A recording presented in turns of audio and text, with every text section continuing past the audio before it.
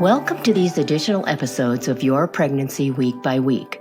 We're going to provide information about things you may want to know about before baby's birth and in the weeks and months after baby arrives. Dr. Glade Curtis and I hope these discussions will help you and your partner settle into your new roles as parents. The information in these episodes is a general informative guide. None of the information we provide is intended to replace, countermand, or conflict with the advice given to you by your own doctors.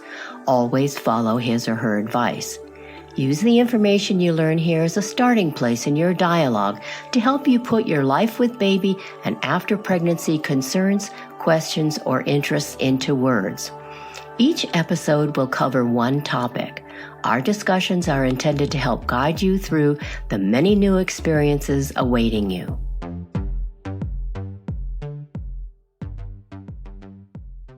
So let's get started on this discussion. We're going to talk about in-home childcare. If you're going to return to work after baby arrives, you might be considering in-home care for baby.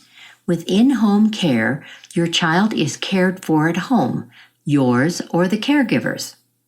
Care in your home can be easier for you.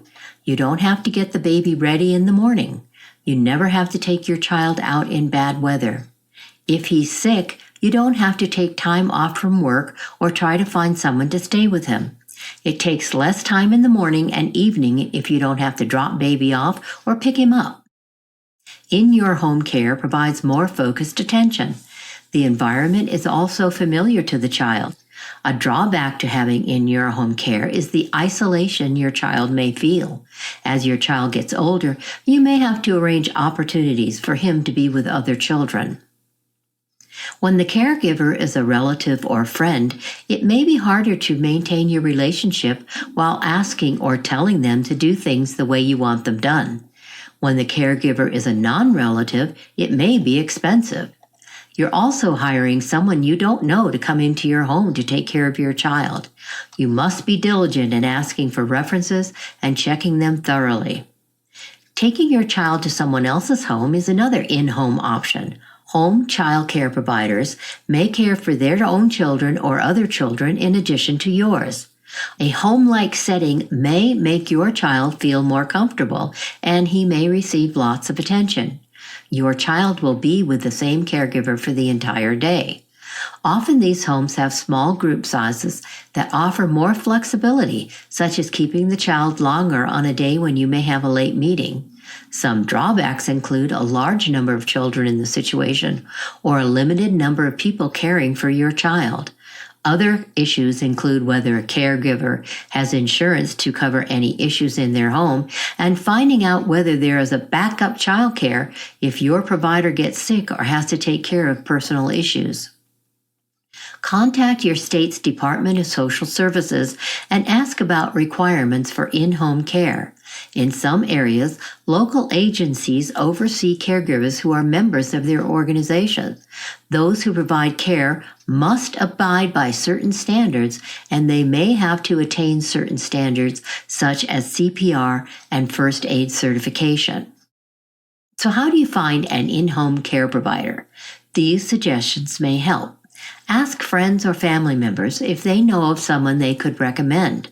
Then contact anyone who may be interested. Or advertise in local newspapers and church bulletins. State how many children are to be cared for and their ages. Include information on the days and hours care is needed, experience you are seeking, and any other particulars.